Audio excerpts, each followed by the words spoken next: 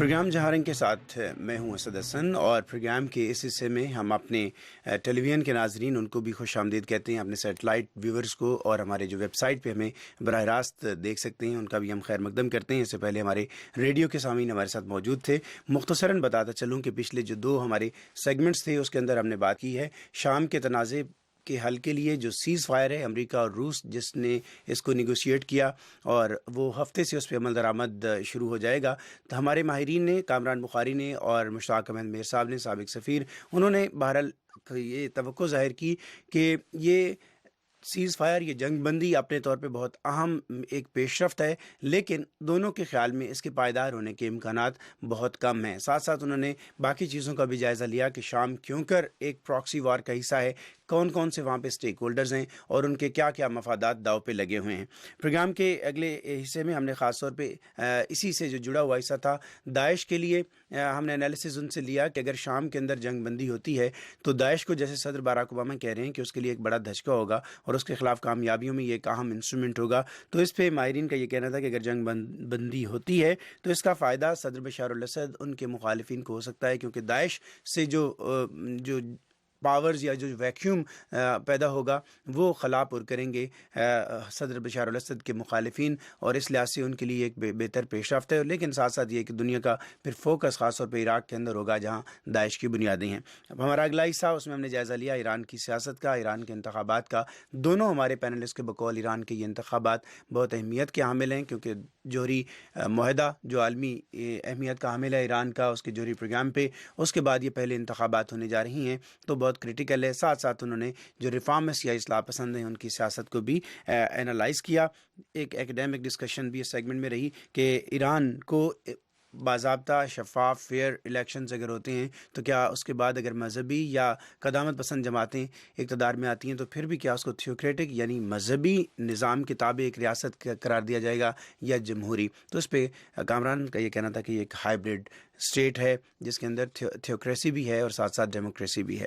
تو یہ ہم نے مختصر سا ایک خلاصہ اپنے ان ویورز کے لیے رکھا ہے جو ہمیں اس سیگمنٹ میں جوائن کر رہی ہیں، اور پروگرام کے حصے میں ہم بات کرنے جا رہے ہیں ایران کے ساتھ اگین پاکستان کی بزنس اینڈ فائنانشیل انگیجمنٹ۔ ایک ڈیولپمنٹ جو پاکستان سے ہوئی ہے، پاکستان کے سینٹرل بینک نے باقی تمام بینکوں کو یہ اجازت دے دی ہے کہ وہ ایران کے ساتھ جو ٹرانزیکشنز ہیں وہ کر سکتے ہیں۔ جب سے ایران پہ پابندیاں رہی ہیں، ایران کے ساتھ کاروبار باقی دنیا کے ممالک کی طرح اسلام آباد اور تہران کا جو کاروباری روابط ہیں وہ بھی مشکلات کا شکار نہیں ہیں۔ اب جب یہ مشکلات ختم ہو رہی ہیں اور ایون اب بینکس بھی کمپلیٹلی ٹرانزیکشنز کر رہی ہیں، تو اس کے دونوں ملکوں کی معیشت کے لیے، دونوں ملکوں کے آپس کے تجارت کے لیے، کاروبار کے لیے، اور جو فائنانشیل انسٹیٹیوشنز ہیں بذات خود ان کی اپنی ورتھ کے لیے اس کے کیا اثرات ہیں، اس کا جائزہ لیں گے۔ ہمارے ساتھ ہیں ڈاکٹر ظفر معین ناصر صاحب، dean of business policies, American universities UAE سے ہمارے ساتھ ہیں۔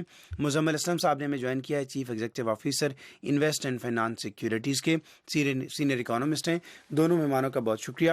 مزمل اسلم صاحب، آپ چونکہ پاکستان میں بیٹھے ہیں، پہلے آپ بتائیے گا، بتایا گیا کہ ان کی لائن ابھی ڈراپ ہوئی ہے۔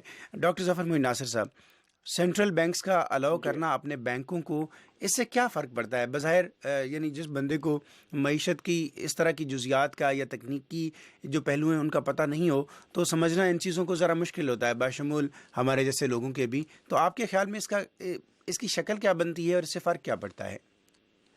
دیکھیے، آپ بنیادی طور پر ایک دوسرے ملک کے ساتھ جو ٹریڈنگ ریلیشن شپ ہے وہ آپ تھرو بینکنگ ہی کرتے ہیں، اور بینک اگر آپ کو الاؤ نہیں ہے اس کے تھرو ٹرانزیکشن کرنا تو آپ کا جو ٹریڈ ہے وہ پھر صاف ظاہر ہے اس طریقے سے آپ اس کو ایگزیکیوٹ نہیں کر سکتے ہیں۔ کیش کے اوپر ہی پھر آپ کا جو لین دین ہوگا وہ بڑا ہی لمیٹڈ سا ہو جاتا ہے۔ تو جو اب آپ کو الاؤ ہو گیا ہے، سینٹرل بینک نے الاؤ کر دی ہے، اس سے یہ ہے کہ اب آپ کے پاس جو اپنے ایکسپورٹس اور امپورٹس کا جو والیوم انکریز کرنے کا چانس ہے وہ آپ کے پاس بڑھ گیا ہے۔ سو اس لحاظ سے یہ ایک امپورٹنٹ ڈیولپمنٹ ہے۔ جاننا یہ چاہوں گا، ایران ظاہر اس کے اوپر بڑے فائنینشیل پریشرز رہے ہیں، تو یقیناً اس کی جو بزنس یا ٹریڈ آرگنائزیشنز ہوں یا اس کے اپنے بینکس اور فائنینشیل انسٹیٹیوشنز ہوں، تو ان کے لیے آپ کو لگتا ہے کہ کوئی جیسے ایک پروفیشنل گرومنگ ہوتی ہے اس میں بھی رکاوٹیں رہی ہوں گی، اور اب جب وہ دنیا کے ساتھ بشمول پاکستان کے ساتھ انٹیگریٹ کر رہے ہیں یا تجارت اور کاروبار کا حصہ ہیں، تو ان کی اپنی اٹ سیلف ورتھ کیا ہے اس وقت؟ پروفیشنل ورتھ کی میں بات کر رہا ہوں۔ دیکھیں میں تقریباً کوئی 3-4 سال پہلے اسی طرح ایک آفیشیل وزٹ پر ایران گیا تھا اور میرا بھی یہی خیال تھا کہ ان کی کوئی خاص گرومنگ نہیں ہوئی ہوگی اور ان کے پاس یہ جو بینکنگ انڈسٹری ہے وہ کوئی بس شیوی فارم میں ہوگی. لیکن میری حیرانی کہ وہ بڑے ویل ڈیولپڈ اور اچھا ان کا ایک سسٹم ہے. ان کا سینٹرل بینک جو ہے بڑا اچھا اس سارے چیز کو مینج کر رہا ہے اور ان کا جتنا بھی ایک قسم کا یہ جو انٹرنیشنل ریلیشنز ہیں, یہ جو اکنامک ریلیشنز یا ٹریڈنگ ریلیشنز ہیں, وہ بڑے اچھے طریقے سے ایگزیکیوٹ ہو رہے ہیں. ہر چیز ان پلیس تھی, ان کے بینکس بڑے اچھے طریقے سے آپریٹ کر رہے تھے, بینکنگ سٹاف جو ہے وہ they are well versed with every thing so in a way یہ کہہ سکتے ہیں کہ پورا ان کا ایک ویل مینجڈ اور ویل ڈیولپ ان کا بینکنگ سسٹم ہے. صرف یہ تھا کہ تھوڑا سا جو سینکشنز کے دوران ان کے لیے پرابلمس کریٹ ہوئے, لیکن اس میں بھی یہ نہیں ہے کہ ان کا جو ٹریڈ ہے یا ان کی جو یہ بینکنگ سیکٹر ہے وہ بیٹھ گیا تھا, وہ اسی طرح آپریشنل رہا ہے, صرف اس کا والیوم کم ہو گیا. ظاہر ہے دونوں پڑوسی ملک ہیں پاکستان اور ایران. میں جاننا چاہوں گا کہ بزنس پوٹینشیل کتنا ہے دونوں ملک ایک دوسرے کے ساتھ اپنے تجارت کا, ٹریڈ کا, بزنس کا والیوم کہاں تک لے جا سکتے ہیں, کیونکہ 2010 2011 کے جو فگرز ہمارے پاس ہیں وہ کافی کم ہوئے ہیں. ایون ماضی سے بھی بہت وہ کم ہو کے 43 کروڑ 17 لاکھ ڈالر تک آگے تھے. 2008 یا 9 میں بتایا جاتا ہے کہ 1.32 ارب ڈالر تھا باہمی تجارت کا حجم, اور وہ 2010 کے عشرے میں کم ہوا. تو اب کیا توقع رکھی جائے, کتنا پوٹینشیل ہے, کتنا اس کو کیش کر سکتے ہیں دونوں ملک؟ جی بالکل. اگر آپ ٹوٹل والیوم آف ٹریڈ دیکھیں تو میرا خیال ہے کہ ایران کی ٹوٹل جو ایکسپورٹس تھیں 2013 کی جو میں نے دیکھی ہیں اس کے حساب سے تقریباً آپ یہ کہہ سکتے ہیں کہ 47-48 بلین تھیں, اور ان کی جو امپورٹس تھیں وہ 46-47 بلین تھی, یعنی تقریباً 1.4 بلین ڈالرز کا جو ہے ان کا سرپلس تھا. لیکن اگر آپ جسٹ کوئی 10 سال پیچھے یا 7-8 سال پیچھے چلے جائیں تو یہی ان کا والیوم آف ٹریڈ جو ہے تقریباً اس سے ڈبل تھا.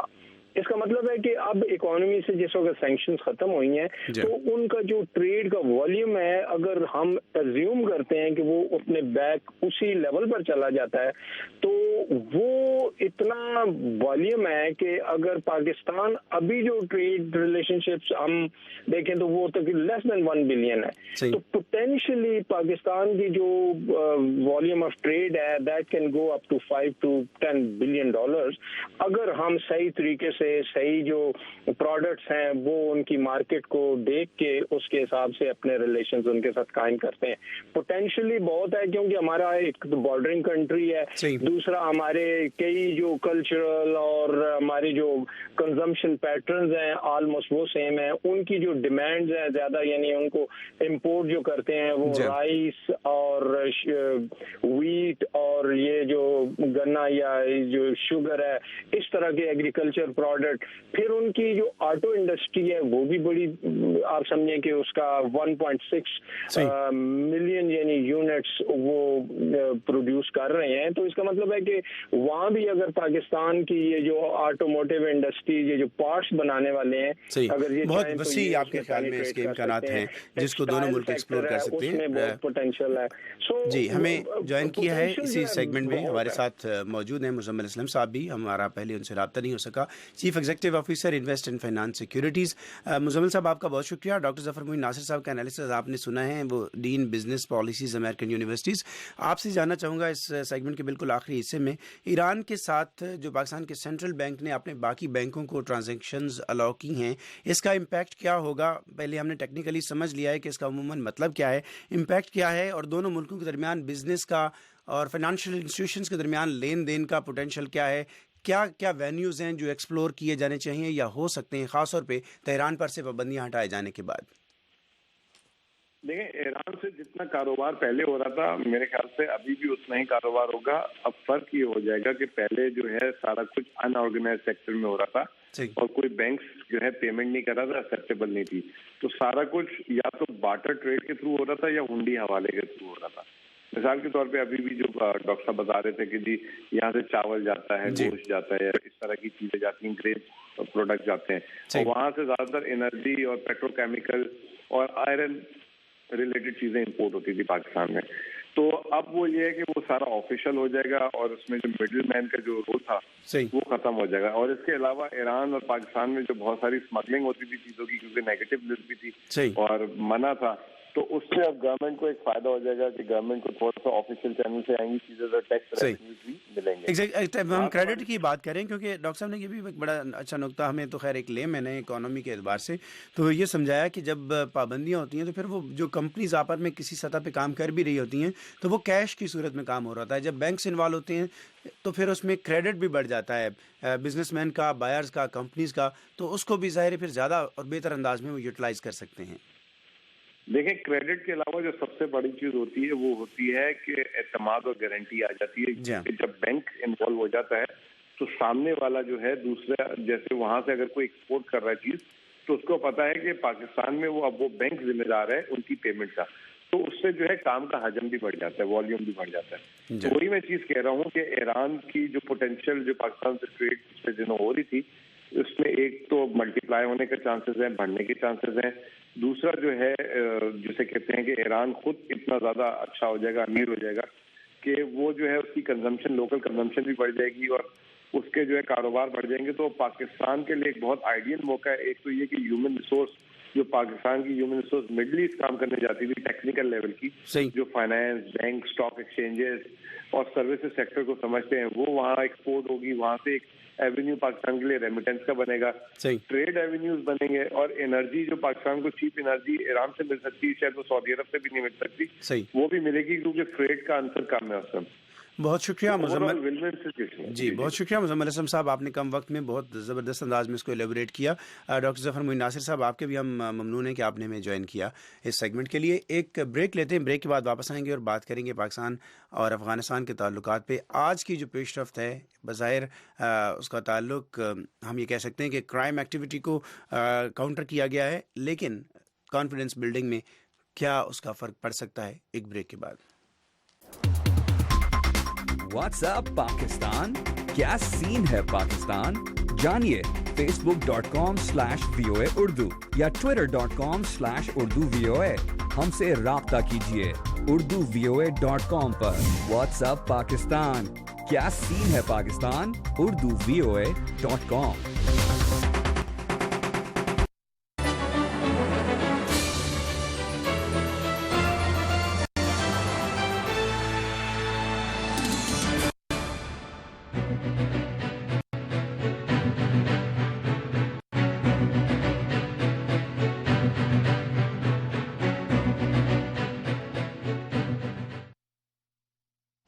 प्रोग्राम जहाँ रंग में आपका एक बार फिर खैर मकदम। मैं हूँ असद हसन और प्रोग्राम के हिस्से में हम बात करेंगे पाकिस्तान और अफ़गानिस्तान के ताल्लुकात को हम देखेंगे ख़ासतौर पे आज होने वाली एक पेशरफ्त उसके पस मंज़र में।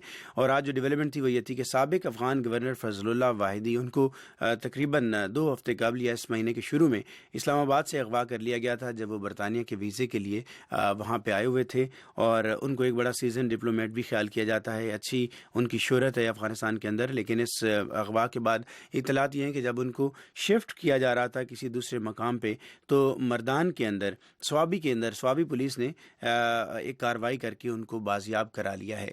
ये पेशरफ्त कितनी अहम है हर दो एतबार से, पाकिस्तान के सिक्योरिटी इदारों की कारकर्दगी और साथ साथ ये कि चूँकि पाकिस्तान और अफ़गानिस्तान दोनों मुल्कों को तवील अरसे से एक दूसरे पे अदम एतमाद रहा है और ये फ़िज़ा बदस्तूर कायम भी है कई हवालों से, कई सतहों पे, जिसमें यह समझा जाता है कि शायद जो दहशतगर्द अनासर हैं या जो नॉन स्टेट एक्टर्स हैं, जो एलिमेंट्स हैं, उनके ख़िलाफ़ रियासत दोनों एक दूसरे पे इल्ज़ाम लगाती हैं कि उनकी गिरफ्त कोई ज़्यादा मजबूत नहीं है या उनके ख़िलाफ़ ज़्यादा एक्शंस नहीं लिए जाते हैं। हमारे साथ हैं एनालिसिस के लिए इस सेगमेंट में ब्रिगेडियर साहिद नज़ीर मोमन साहब, Mumtaz defence and security analyst हैं और वो इंस्टीट्यूट ऑफ पॉलिसी स्टडीज़ के साथ वाबस्ता हैं। रहीम अल्लाह सुमंदर काबुल बेस्ड सहाफ़ी हैं, तजज़ियाकार हैं, उन्होंने हमें ज्वाइन किया है। पहले रहीम अल्लाह से हम डेवलपमेंट पे एनालिसिस और कमेंट्स ले लेते हैं। रहीम अल्लाह साहब, एक अफ़गान फॉर्मर गवर्नर, इतला दी है कि बड़ी अच्छी शोहरत वो अफ़गानिस्तान के अंदर एंजॉय करते हैं, यकीनन कंसर्न भी होंगे उनके अगवा किए जाने पे, और वो भी इस्लामाबाद जैसे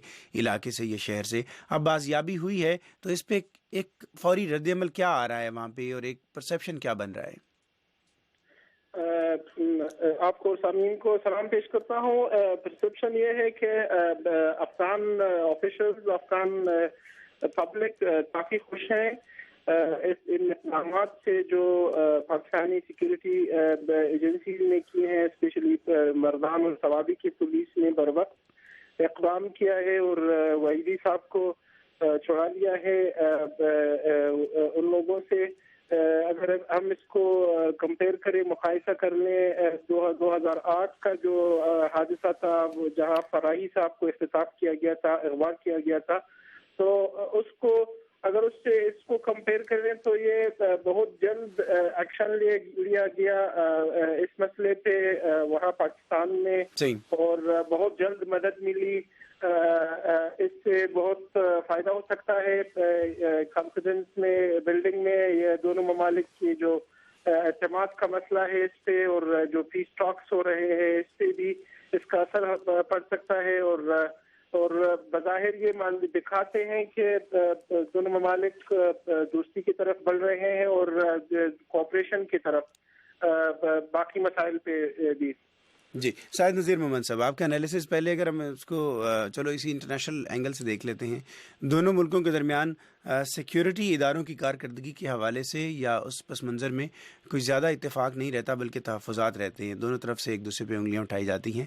یہ جو ثوابی پولیس کی بنیادی طور پہ یہ کارروائی ہے جس میں ایک ہائی پروفائل جو کڈنیپ تھے، اغوا شدہ شخصیت تھیں افغانستان کی، ان کی بازیابی ہوئی ہے. پاکستان کے لیے، افغانستان کے لیے، کابل، اسلام آباد کے لیے اعتماد سازی میں یہ کتنا آپ کے خیال میں اس کا کنٹریبیوشن ہو سکتا ہے یا ایک اچھی پیش رفت ہے؟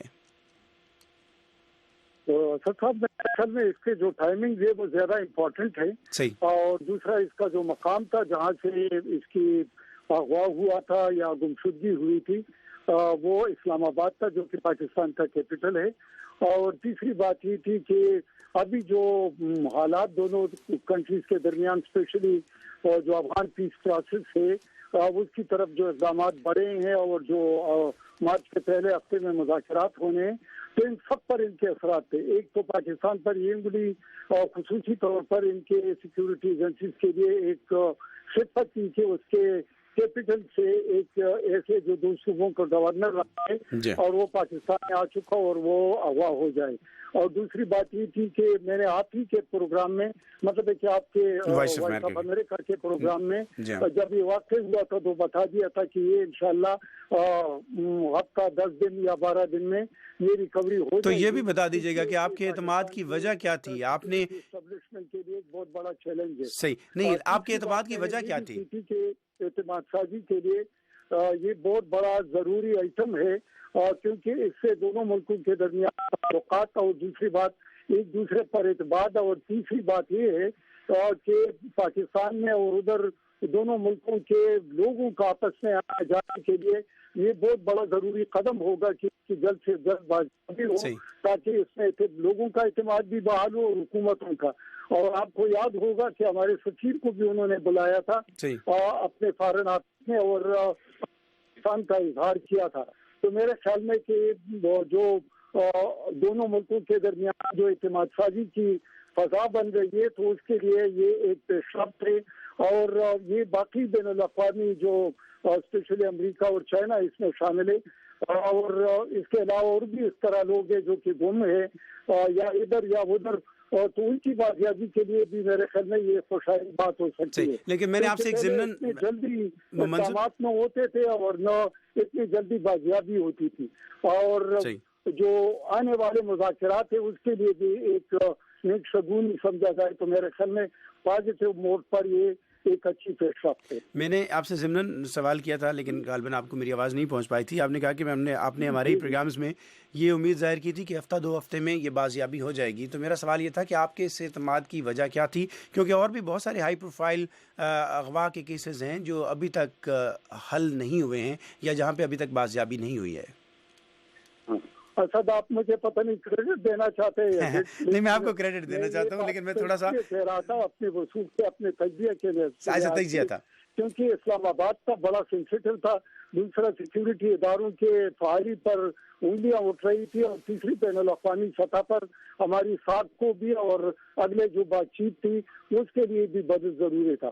तो इस पर जितने भी सिक्योरिटी एजेंसी से टेंटिकल्स थे या उनके जो भी जराए थे वो सब पर इकार लाए गए, और ये इससे पहले जरूरी था।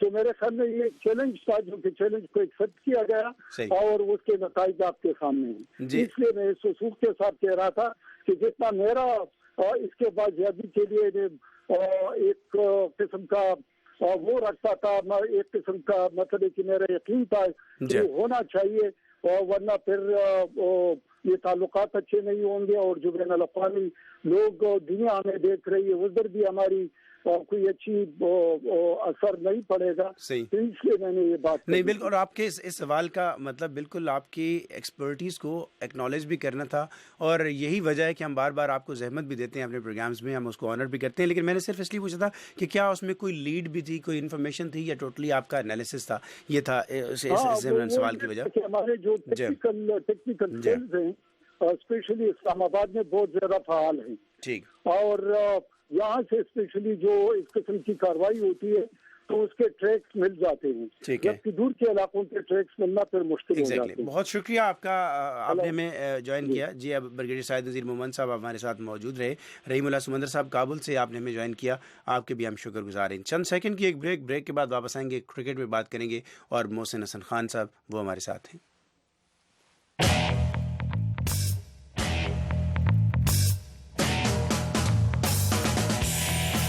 क्या ड्रोन हमले रुकेंगे या जारी रहेंगे?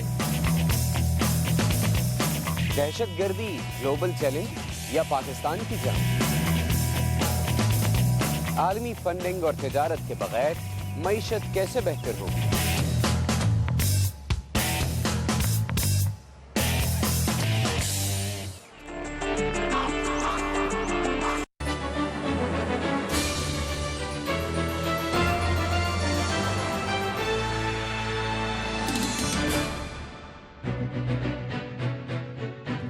प्रोग्राम जहाँ रंग में आपका खैर मकदम। मैं हूँ असद हसन, और प्रोग्राम के हिस्से में हम बात कर रहे हैं स्पोर्ट्स पे, क्रिकेट पे। PSL वो अपने इख्तिताम को पहुँच चुकी, इस्लामाबाद यूनाइटेड वो उसकी चैम्पियंस, और अब पाकिस्तान की नेशनल टीम T20 के लिए शाहिद आफरीदी की क़यादत में T20 चैम्पियनशिप में शरीक है जो बांग्लादेश में हो रही है। और कल पाकिस्तान का भारत के साथ अहम मुकाबला होने जा रहा है, बहुत सारी उस बारे में तवक्कुआत हैं। हम ये भी जानना चाहेंगे कि PSL कितनी कामयाब रही है, इसका क्या फ़ायदा होगा पाकिस्तान की T20 क्रिकेट को और जनरल पाकिस्तान के क्रिकेट को, और इस जो इवेंट है T20 चैम्पियनशिप उसमें पाकिस्तान के लिए इम्कानात क्या हैं, और साथ साथ ये कि जो उसके बाद T20 वर्ल्ड कप है भारत में फ़ौरन बाद उसके शुरू होने वाला है, उसमें क्या चीज़ें पाकिस्तान के लिए प्लस या माइनसेस हो सकती हैं। मोहसिन हसन खान साहब हमारे साथ मौजूद हैं, former test cricketer, former chief selector, former national coach Pakistan की क्रिकेट टीम के। मोहसिन साहब बहुत शुक्रिया और खैर मकदम आपका। बहुत बहुत शुक्रिया जी, थैंक यू आपको और सारे लिसनर्स को। जैसे वालेकुम अस्सलाम, क्विकली हम चलते जाएंगे क्योंकि सवाल बहुत हैं और हमने आपसे 7 मिनट में 7-8 सवालों के जवाब लेने हैं। पहले अगर हम बात कर लें PSL पे, कितना सक्सेसफुल ये इवेंट रहा पाकिस्तान की T20 क्रिकेट, और ओवरऑल पाकिस्तान की क्रिकेट के लिए ये क्या कंट्रीब्यूट कर सकता है? देखिए PSL को तो मैंने इतना फॉलो नहीं किया, इसलिए कि PSL फर्स्ट ऑफ ऑल मैं समझता हूँ पाकिस्तान सुपर लीग पाकिस्तान में होना चाहिए थी, पाकिस्तान से बाहर बना करके इसका कोई इतना बड़ा क्रेडिट नहीं जाता। और हाँ, अगर खुदा ना खास्ता हमारा क्रिकेट बोर्ड बैंकरप्ट हुआ होता, ये कोई फाइनेंशियल प्रॉब्लम्स होती, तो मुझे समझ में आता कि आपको जबरदस्ती पाकिस्तान से बाहर कराना है। और दूसरी बात ये कि देखिए पाकिस्तान की आवाम को और पाकिस्तान के ग्राउंड इंटरनेशनल प्लेयर के भूखे हैं, UAE की आवाम को नहीं है। तो मैं अच्छी हुई है, सब कुछ ठीक ठाक हुआ है, लेकिन मैं बहुत ज्यादा मुझे खुशी होती अगर वो पाकिस्तान में होता। अब ये T20 चैम्पियनशिप शुरू हो चुकी है, पाकिस्तान उसमें कल अपना अहम मैच खेलने जा रहा है, वो भी भारत के खिलाफ। और ऐसे बड़े इवेंट्स में भारत के खिलाफ पाकिस्तान की टीम का खा वो एक रोज़ा मैचेस हों या T20 रैकेट ज़्यादा अच्छा नहीं है। भारत की टीम फॉर्म में भी बड़ी ज़बरदस्त है, ऑस्ट्रेलिया में जीत के आई है। क्या इम्कानात या क्या चांसेस हैं? पाकिस्तान के प्लेयर्स भी बड़े स्पिरिटेड होंगे, 1-2 लड़के ऐसे भी टीम में शामिल किए गए हैं जिन्होंने इस PSL में अच्छा परफॉर्म किया था, बाशमुल मोहम्मद समी के कराची से वो टीम में शामिल हुए हैं। क्या प्रॉस्पेक्ट्स देखते हैं इस मैच के लिए और इस इवेंट के लिए पाकिस्तानी टीम के? देखिए, पाकिस्तान और इंडिया के पिछले मैच का जो भी रिकॉर्ड है उसको तो भूल जाना चाहिए, बिकॉज पाकिस्तान का नया मैच बिल्कुल एक नया टॉपिक होता है। और कल का जो मैच है, मैं पर्सनली फील करता हूँ कि अल्हम्दुलिल्लाह हमारी टीम बहुत टैलेंटेड है, बहुत अच्छी है, लेकिन 2-3 चीज़ों का हमें बहुत ख्याल रखना है। एक तो हमारी प्लेइंग 11 कि हम प्रॉपर प्लेइंग 11 खिलाएं अकॉर्डिंग टू दी ऑपोजिशन की जो स्ट्रेंथ होती है। नंबर 2, आपका गेम प्लान, बिकॉज अब 2020 में भी इतनी टेक्निकलिटीज आ गई हैं कि आपका गेम प्लान बहुत जरूरी है। And third, the most important thing, strategy while batting and bowling, कि हमारी किस स्ट्रैटेजी के साथ हम जाते हैं, बिकॉज इंडिया की टीम अच्छी बैलेंस टीम है, लेकिन मैं समझता हूँ हमारी टीम माशाल्लाह बहुत टैलेंटेड है, लेकिन उसको प्रॉपर्ली यूज करना है। अब देखिए, कोई आपके पास लेट से अच्छा प्लान हो, अगर वो इम्प्लीमेंट ना हो तो उस प्लान का कोई फायदा नहीं होता। सही। एक जुमला मैं अपने लिसनर्स के साथ शेयर करना चाहता हूँ। ये पीएसएल के कुछ मैचेस मैंने दुबई में देखे भी, कुछ क्रिकेटर से भी मुलाकात हुई, बाशमूल पाकिस्तानी कैप्टन अजहर अली के, मिसबाह के। तो मैंने एक जुमला उनसे कहा था, वो मेरा जो कमेंट्स थे वो मेरे मोहसिन भाई आपसे सवाल भी होगा, मैंने अजहर से ये कहा था कि अल्टीमेटली ये 20 ओवर्स हों या 50, ये क्रिकेट है, गेंद और बैट की ये खेल है। बिला वजह आंखें बंद करके क्रीज से निकल आना या हिट करने की कोशिश करना वो ज़रूरी नहीं है। फील्डर्स ऊपर होते हैं, अगर आपको 10 शॉट्स में से 4 भी गैप मिल गए तो आपको बाउंड्री मिल जाएगी। आप तेंदुलकर आपका रोल मॉडल हो सकता है, लेकिन शायद आफरीदी की क्रिकेट को रोल मॉडल बनाया जाए तो फिर सक्सेस के चांसेस बहुत महदूद हो जाते हैं, रिड्यूस हो जाते हैं। आप T20 को एज क्रिकेट कहाँ रेट करते हैं, और वाकईतन क्या ये बैट और गेंद की खेल आज भी नहीं है? इसको वाकईतन उसी तरह से नहीं खेलना चाहिए, या बस अंधाधुंध आपको बैट घुमाना है? आपके सामने अभी इंडियन जो ओपनर हैं शर्मा, उनकी एग्जांपल आपके सामने मौजूद हैं। बड़े आराम से, बड़े सुकून से खेलते हैं और बड़े स्कोर करते हैं T20 में भी। बिल्कुल, मैं आपसे बिल्कुल एग्री करता हूँ। आपने जो मिसालें दी हैं वो बहुत सही दी हैं। और देखिए, 2020 क्रिकेट को अगर आप देखें तो ये 120 लीगल बॉल्स हैं, सिर्फ लीगल बॉल्स 120 हैं। उसके अलावा वाइड भी मिल जाती है, नो बॉल्स भी मिल जाती हैं।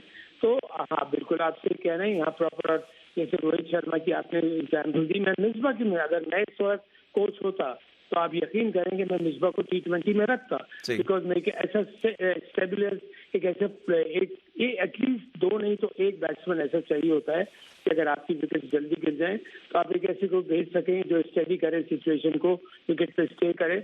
और बिल्कुल एक सिंपल सा फॉर्मूला है। देखिए, रन्स आप जब बनाएंगे जब आप क्रीज पे खड़े होंगे, ड्रेसिंग रूम के अंदर रन्स नहीं बनते। अगर आप जबरदस्ती 2-3 हिट मार के आउट हो गया, हाँ वो ठीक है, अगर आखिर का 1 या 2 ओवर बाकी रह गया है, लेकिन इन बिटवीन या शुरुआत जो होती है, अब इसमें 2020 में भी वो दिन गए कि जब से हिटे मारने वाली बात होती थी। इसको बड़ा टेक्निकल खेलना पड़ता है, और मैं आपकी बात से बिल्कुल एग्री करता हूँ।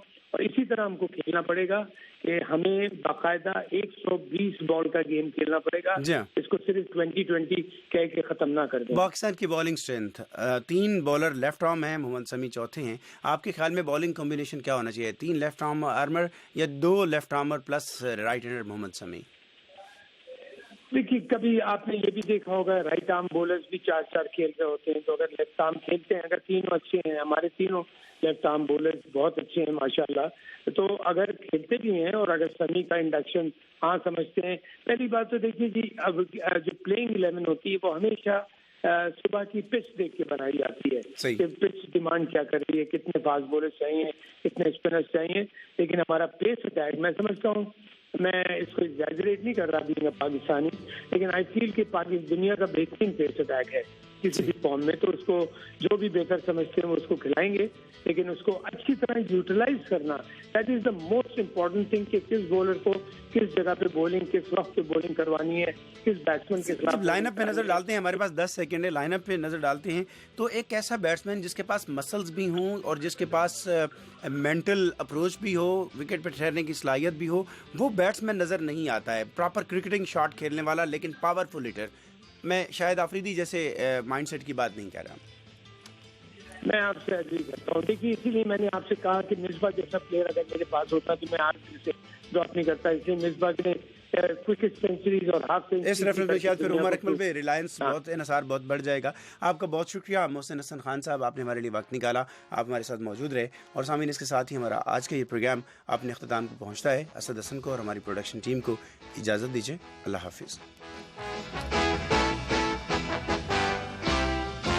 इस प्रोग्राम में जो नुक्ता नज़र पेश किए गए وہ خالصتاً ہمارے مہمان شرکا کے تھے اور وہ وائس آف امریکہ کے موقف یا امریکی حکومت کی پالیسی کی نمائندگی نہیں کرتے۔